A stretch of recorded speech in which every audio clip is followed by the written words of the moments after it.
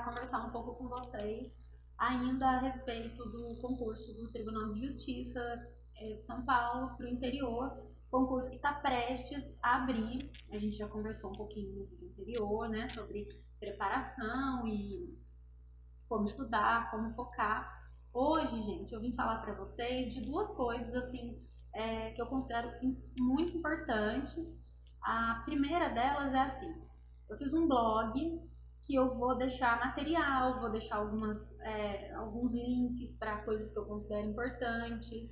É, Vou deixar o endereço na descrição do vídeo, tá? E assim, eu achei interessante o blog porque aí eu consigo fazer link com outros sites que eu acho legal para vocês estudarem. Eu consigo colocar material meu de aula, principalmente, né? Resumos, os vídeos que eu vou dar em aula também, né? E assim, o que eu vim falar hoje, gente, a VUNESP já é a banca do concurso, né? Já foi dispensada a licitação, já foi escolhida como a banca do interior, mais uma vez a VUNESP. E assim, vocês vão ver lá no blog que eu fiz um texto bem legal falando que você tem que conhecer onde você está entrando, o lugar que você está indo, né? Então, assim, o que eu fiz? Depois que passou a prova, que deu um tempinho nas minhas aulas, nesse período aí que eu estou preparando para a próxima turma, eu fiz o quê? Eu fiz um estudo das principais matérias cobradas em todos os direitos da VUNESP, na prova de escrevente. Então, assim, eu fiz de 2011 a 2017, né? Em princípio eu tinha feito 2011 a 2015, aí lançou a prova, ocorreu, né, a prova agora em julho de 2017, eu já incluí também. Por quê, gente? A VUNESP é uma forma, tá? Então vocês vão ver que ela vai cobrar o mesmo jeitão de prova para todas as para o direito ela vem cobrando o mesmo jeitão de prova. Claro que assim, já falei isso e vou repetir. Na minha opinião, eu acho que a VUNESP vai começar a cobrar um pouquinho mais do que só a letra da lei. Por isso que eu fiz também o blog, porque aí eu vou conseguir lançar lá resumo, esquemas, um pouquinho de doutrina, né? Claro que a VUNESP não pode aprofundar porque é um concurso de nível técnico, de nível médio, né? Mas é sempre bom estar preparado, até porque, por exemplo, direito administrativo, direito constitucional, até o processo civil, né? Muita banca não cobra, mas até o processo civil. Quanto mais você souber, você consegue direcionar para outros concursos que você vai fazer. Então, assim, esse vídeo não é muito curtinho, tá? Eu vou deixar depois a descrição do blog para vocês pegarem, por exemplo, o material que eu deixei em PDF lá. É um resumo. Quem já faz prova, né, não vai ter dificuldade em identificar cada assunto. E assim, eu só não fiz, isso eu explico lá também, de normas da corregedoria, gente, porque como o conteúdo de normas também não é muito grande, a VUNESP ela faz um apanhado geral, né, de normas da corregedoria. Claro que ela tem uns assuntinhos preferidos, assim, né, cartas precatórias, é, acesso aos autos, sigilo, segredo de justiça, quem pode acessar, quem não pode, quem está cadastrado, quem não está, né? O funcionamento do processo eletrônico como um todo. Então, assim, é um resuminho, tá, gente? Assim, eu vou tentar trazer, mas o que acontece? Não vai ter muitos pontos em comum. Então, não teria muito sentido eu jogar uma matéria lá, porque aí eu jogaria o edital da parte de normas, tá? Eu vou deixar o link do meu outro vídeo que eu fiz um resumo de normas para vocês também, se vocês quiserem assistir, né? Esse vídeo ficou muito legal, porque eu fiz uma revisão mesmo de toda a matéria, tá bom? Então, assim, o que eu fiz, gente? Eu peguei todas as provas e fui verificando assunto por assunto e eu vi que tinha muita coisa em comum. Volto a bater na mesma tecla, é uma forma de prova, VUNESP. Se você souber como é que você se direciona no estudo, se você conhecer a prova, você vai se dar muito bem. Então, assim, eu comecei no direito penal. O edital da VUNESP de direito penal, ele cobra 4 tipos, 4 objetos protegidos pelo direito penal. O que é isso, gente? Ele cobra crimes que a gente conhece como falsidades, né, que aí vai entrar falsidade ideológica, falsificação de documentos, falsificação de papéis, de selos e tal. Então, tudo que diz respeito à falsidade está num tópico. Depois ele cobra crimes contra a administração da justiça, a administração pública, desculpa, primeiro ele cobra crimes contra a administração pública, que aí são os crimes que os próprios funcionários públicos cometem contra a administração pública. E aqui entra um rol que a Unesp repete muito, que é peculato, concussão, corrupção passiva, prevaricação. Meu cachorro tá latindo. Então, gente, vai acontecer sempre, viu? Vamos continuar aqui. Qual outro tópico? Crimes cometidos por particulares contra a administração pública, que entra, por exemplo, a corrupção ativa, certo? E crimes contra a administração da justiça. Aí entra a denunciação caluniosa. Gente, denunciação caluniosa caiu em todas as provas desde 2011. Todas. Então, assim, a chance de repetir é muito grande, certo? Coação no curso do processo, falsa perícia, abandono de função. Não, abandono de função contra a administração pública. Então, assim, se você sabe que o edital de direito penal é dividido em 4 grupos de crime, ele vai pedir um de cada, no mínimo, entendeu? Aí você direciona para qual objeto ele está pedindo, o que ele está pedindo. Então, você sabe se é contra a administração pública, se é um crime de falsidade. As falsidades caíram em todas as provas, de 2011 até 2017. Ou caiu falsidade ideológica, ou caiu falsificação de documento público ou particular. E aí ele brinca com isso. Ele vai pedir pena, ele vai pedir agravante, ele vai pedir causa de exclusão de culpabilidade, né? Que é quando não aplica a pena, se a pessoa se retrata, no caso, por exemplo, da falsa perícia. Então, assim, gente, o que eu tenho a dizer do direito penal é assim: divide em 4 grupos, tá? Os quatro grupos, os 4 objetos que são protegidos pelo direito penal. Tem a definição de funcionário público no 327, né? Que é importante saber quem pode e quem não pode. Agora, os temas mais recorrentes. Peculato, quase em todas as provas caiu, tá, gente? Porque o peculato é um dos crimes mais graves que o funcionário público comete, né? Um dos, né? Porque tem a corrupção também, que está muito em alta aí, essa questão da corrupção. A denunciação caluniosa, que eu não sei por que motivo, o Tribunal de Justiça gosta da denunciação caluniosa. E concussão caiu em alguns casos, né? A falsa perícia, eu acho que alguma coisa relacionada a edital caiu esse ano também. Então, assim, com relação ao direito penal, é isso mais ou menos que eu tenho para falar para vocês. Olhem lá o link que tem um estudo de prova ano por ano de todos os assuntos, tá? Não vou falar um por um aqui, senão a gente vai fazer um vídeo de 2h30, ninguém vai ter paciência nem saco para ficar aguentando. Por exemplo, agora, o processo penal. O processo penal, ele faz uma misturinha também, mas é a mesma forma todos os anos. Então, o que eu andei verificando? De 2011 até 2017, algumas matérias oscilam um pouco, ano entra uma coisa, ano entra outra, mas a forminha do processo penal é mais ou menos isso. Ó. Ele vai perguntar os ritos processuais, ordinário, sumário, sumaríssimo, impedimento e suspeição, a questão da citação, uma questão sobre citação facilmente vai cair, uma questão de recursos é óbvio que vai cair, porque precisa saber. Então, todo ano cai uma questão de recurso, uma questão de juizado especial criminal, uma questão sobre citação, qualquer que seja a forma ou modo de citação, aonde a pessoa é citada, local de citação. E cai duas questões muito interessantes que elas oscilam um pouco. Por exemplo, a questão da citação por edital e a suspensão do processo, que é o artigo 366, tá? O artigo 366, gente, quem atua na área criminal sabe que a gente vê isso todo dia dentro do TJ.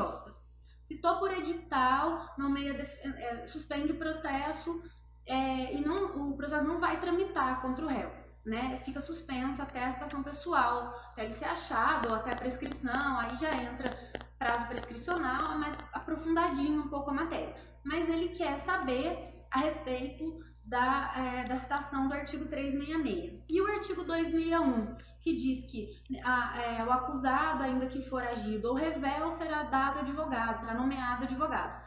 Então, assim, é a questão da defesa do acusado, né? Quem trabalha na área criminal sabe disso. Então, esses temas são recorrentes no processo penal. Impedimento e suspeição variou um pouco, mas caiu bastante também. O artigo 366, os tipos, né, de citação, local de citação, recurso e GCRIM. Então, assim, se você estudou o GCRIM, Juizado Especial Criminal, Lei 9.099, e estudou recursos, você já tem 2 questões, no mínimo, em processo penal. E não mudou tanto assim o processo penal. Caiu a letra da lei, só que, óbvio, caiu com um pouquinho de historinha, alguns casinhos. É por isso que eu acho que a VUNESP não vai cobrar só mais assim friamente a letra da lei. Ela deve aprofundar um pouquinho, tá bom? Mas assim, com relação ao processo penal, a forminha dele é mais ou menos isso. Agora sim, processo civil, né, gente? Vinha vindo numa forma bonitinha, uma expectativa feliz de processo civil que eu tinha para esse ano, e aí o que aconteceu? Mudou o código. E aí mudou o código, o examinador também não estava muito feliz esse ano, eu acho, ele devia ainda gostar do código antigo, né? Que aí ele fez uma lambança em 2017 na prova da capital. Pediu coisas que era desnecessário, contagem de prazo, por exemplo, é importante para o escrevente, absurdamente importante. Mas você vai ter um calendário para você contar prazo em cima da sua mesa, entendeu? Então ele podia ter pedido algumas questões que mudaram, que eram muito importantes, mas processo civil foi uma prova difícil, tá? No finalzinho a gente vai conversar um pouquinho ainda, talvez se der tempo, sobre nota de corte, mas assim, não muda também. Ele vai falar sobre os atos do juiz ou os atos do escrivão.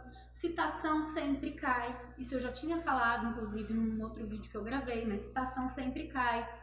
E vai cair uma questão de recurso, uma questão de juizado especial cível e uma questão de juizado especial da Fazenda Pública.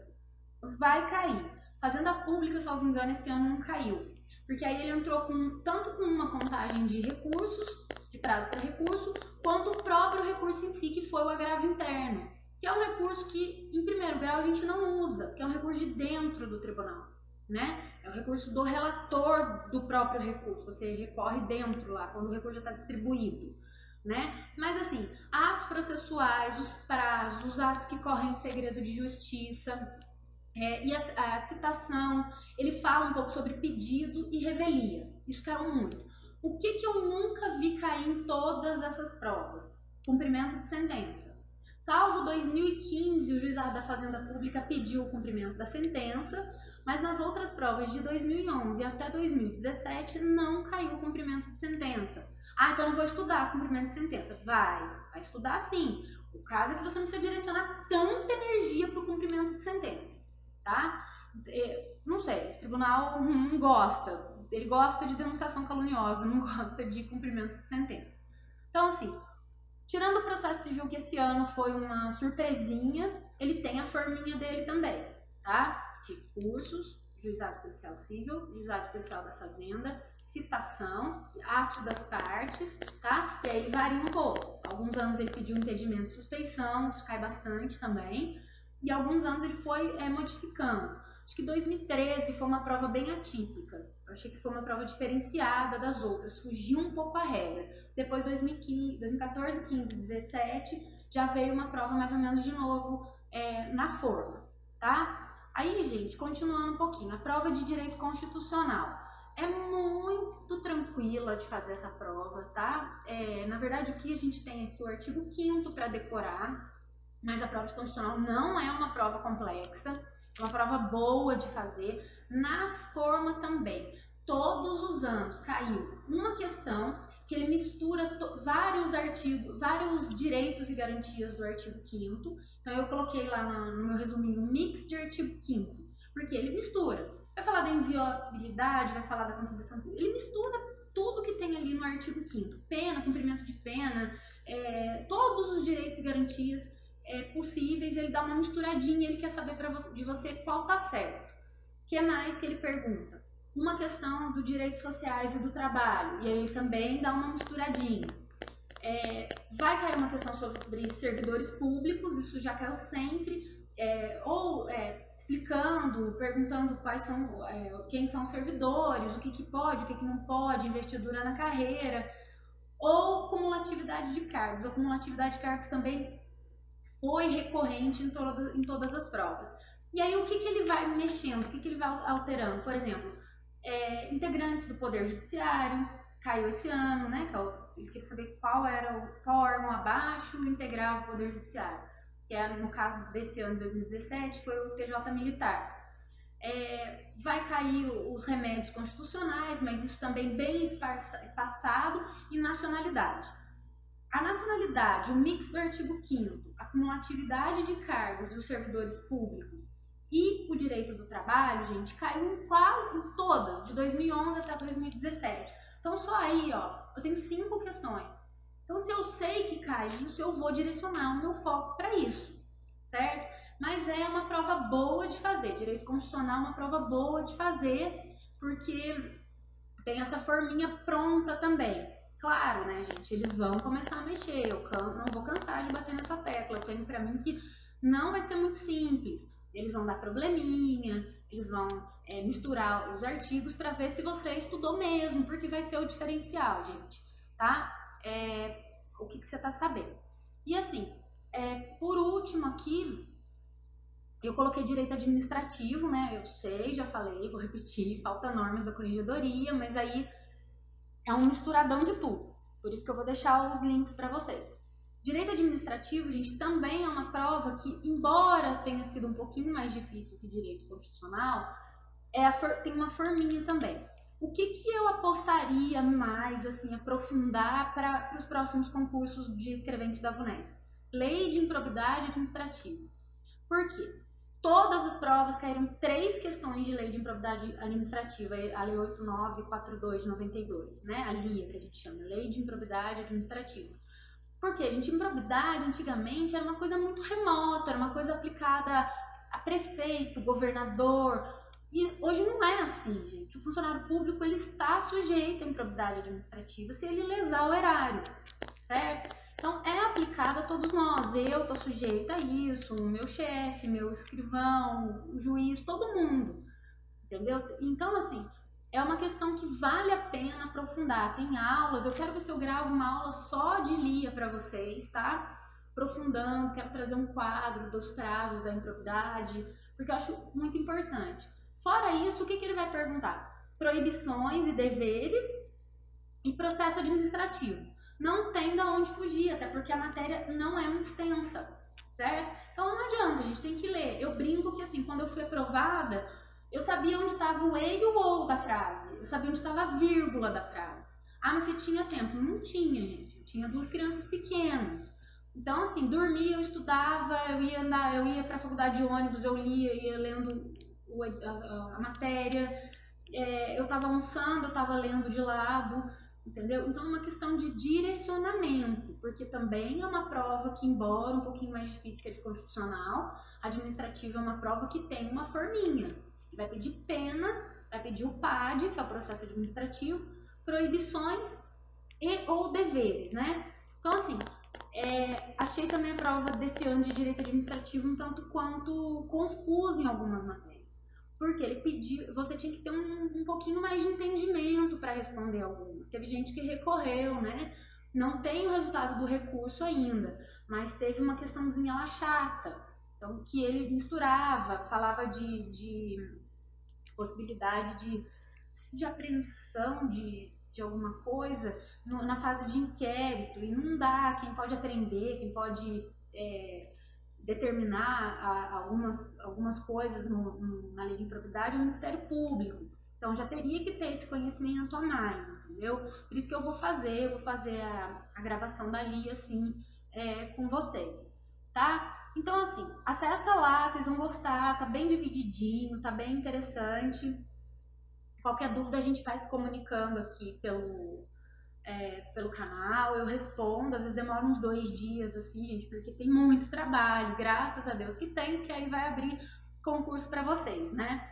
Pra gente, se Deus quiser, ser colega.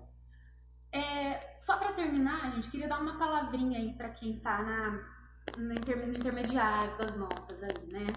Não fica desesperado coisa que vocês veem em site, tipo, de olho na vaga, né? Nossa, eu fiz 90, o de olho na vaga tá falando que a nota de corte vai ser 98, né? Vai ser 95, porque todo mundo acertou 88, 90, 92. Não é assim, gente. Existe uma estatística do Tribunal de Justiça, né? Da VUNESP, aliás. Existe uma estatística. Estatística é você pegar dado antigo, né? E embasar e jogar para o futuro. Eu não sei se a definição é bem essa, mas na minha cabeça é, entendeu? Então, assim, existe uma estatística. A nota do TJ, ano passado, foi 81 capital, né? No último concurso.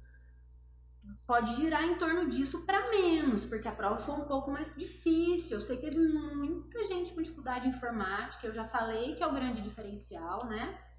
Então, assim, não adianta ficar desesperado. Tem gente que fez 80 pontos e tá desesperado, que acha que não vai passar. Não é assim, tem que esperar, sabe? Eu acho que qualquer coisa que falarem para vocês agora é pura especulação. Então, assim, mantenha a cabeça no lugar, fique feliz com o que você conseguiu até agora, né?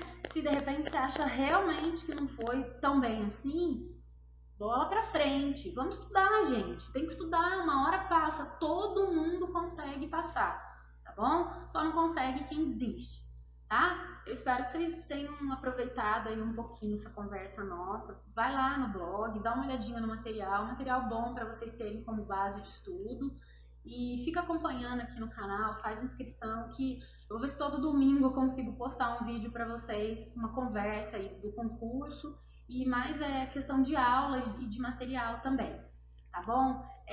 Assim, claro que vai ter dia, vai ter domingo que eu não vou conseguir, né? Mas não tem problema não, vamos tocar pra frente. E se eu não conseguir domingo, eu consigo segunda, fica acompanhando, tá? Qualquer dúvida, eu tô sempre à disposição.